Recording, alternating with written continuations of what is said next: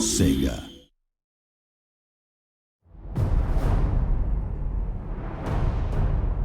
Welcome to our first demo walkthrough for Total War Warhammer. What you're about to see is a scripted version of the battle for Blackfire Pass, a set-piece quest battle between the Empire and the Greenskins. The game is very much a work in progress at this stage, but we hope you'll enjoy having a look at how it's all coming together. Now is the time, men of the Empire, to unite, for the Orcs gather. Beyond the pass, a war boss draws to him all that is foul.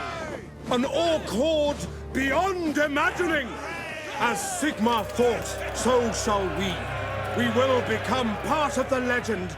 We will wipe the Orcs from our door. And only when this is done, when our nation has healed, shall I take up Gal Maraz for Sigmar, for the Empire, for the Warhammer! So that was Emperor Karl Franz giving his rousing pre-battle speech. He's one of the game's legendary lords, so he's a powerful general and a mighty warrior in his own right. Playing a campaign as the Empire, you'll unlock this particular quest battle as Karl Franz levels up. So the Empire's fielding a lot of artillery in this battle, but it's worth noting that you won't just be able to recruit all of this stuff right from the start of the game. There are quite a few late-game units on show here today, and the same goes for spells as well. You'll see a lot of kind of late-game, high-level stuff.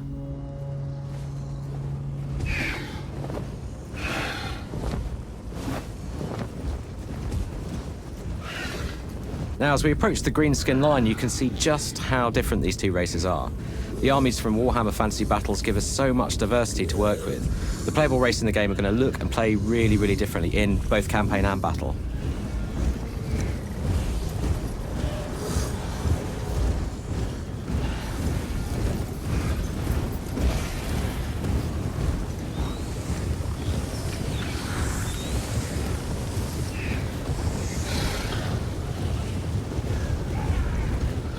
And looking out over Blackfire Pass for a second here, you can just see the kind of fantastical landscapes that we've never been able to do before in a Total War game. And this is just one geographical part of the old world.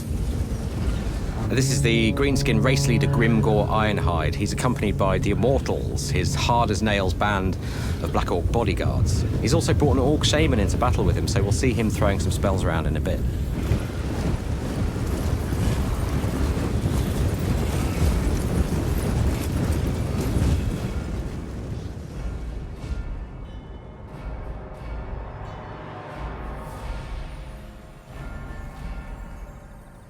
So these snickering little goblins are manning a Doom Diver catapult. And you can see a goblin fanatic there climbing into the mechanism eagerly with his homemade wings strapped to his arms. And as it fires, you can opt to take first-person control of the Doom Diver and pilot him to his doom. Now, it's a pretty wild ride, but once you get the hang of it, you can really get proficient.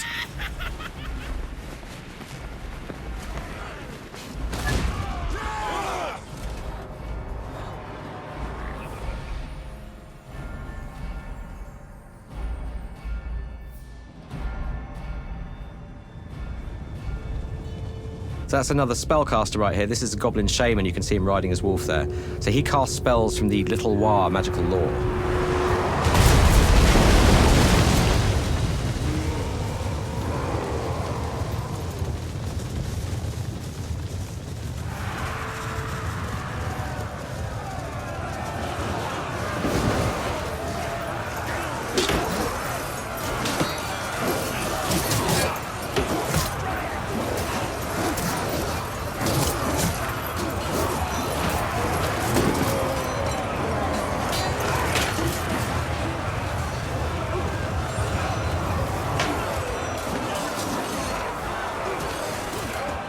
So there's a bit of a flanking counterattack lining up here from the Empire. We've got some ranged cavalry up front there in the shape of Outriders and Pistoliers. Coming up behind them, we have the noble Imperial Knights of the Reichsguard and a unit of Demigriff Knights. These are super heavy shock cavalry on vicious, monstrous mounts. They can withstand a real pounding, so they're really useful in longer melee engagements.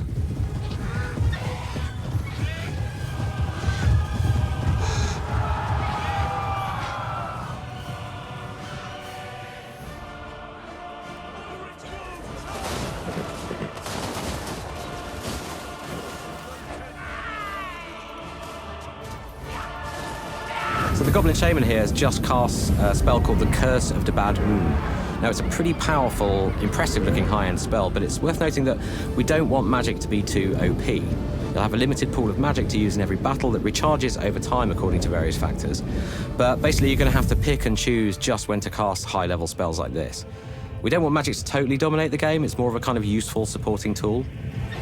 So the demis are going in now, and you can see just the beautiful handcrafted animations at work here. I mean, you can see that throughout the battle. One thing that we're still working on is cavalry versus cavalry impacts, and in fact impacts across the board. So what we're aiming for is scenes like this to be much more punchy with more physical hit reactions from the cavalry that struck. In short, we want to make a real kind of spectacle of these engagements.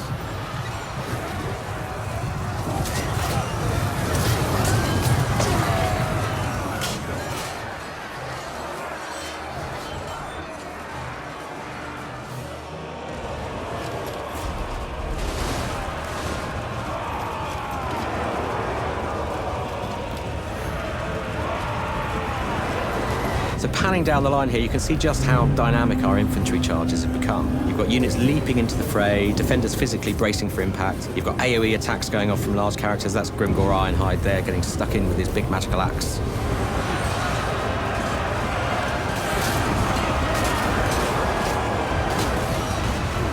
And in go the trolls at the end of the line here. Now, monstrous infantry like this have you know, lots and lots of hit points. They can mete out a ton of damage with those big attacks as well. And these guys are also, as you can see, partial to puking acid bile all over their enemies.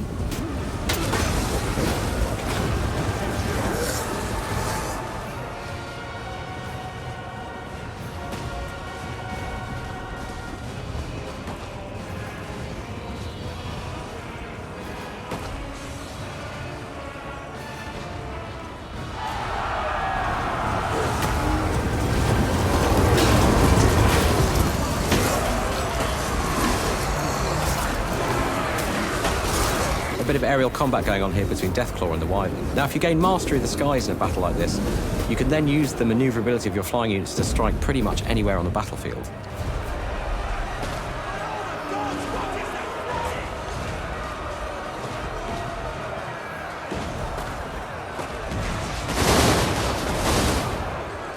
And as the Wyvern comes down here to attack these state troopers, you can see how each of these big monsters has some really spectacular combat animations. It really brings them to life and gives them tons of character.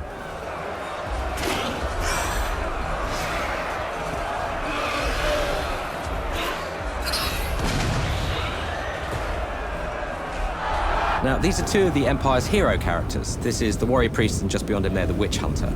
Heroes are essentially agents, so they can roam the campaign map, perform a number of different functions, but they're also powerful solo warriors in their own right, and if you attach them to an army, they can then throw themselves into combat alongside the troops.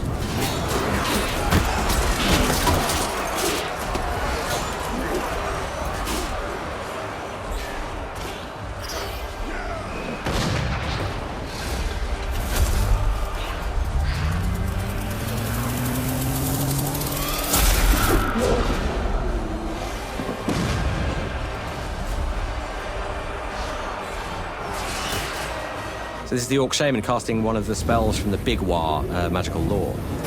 So he's casting the Foot of Gork here, which is he's literally summoning the Orc god Gork to stamp his enemies into the dust, which is, as you can see, bad news for the Luminarch and the steam tank nearby.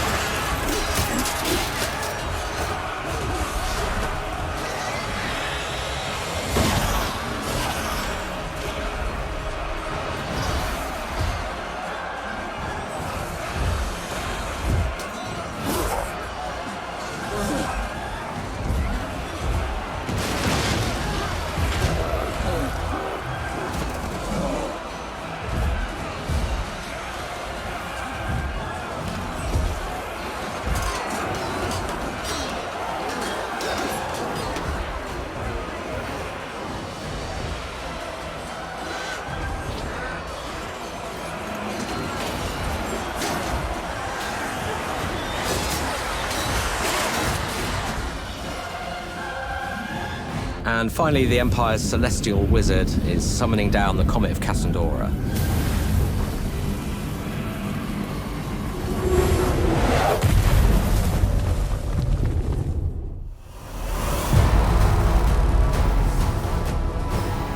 So thanks for watching the demo, and this really just scratches the surface of the incredible Warhammer world we'll be asking you to conquer. To catch all the latest gameplay and feature reveals, subscribe to our YouTube channel or follow us on Facebook.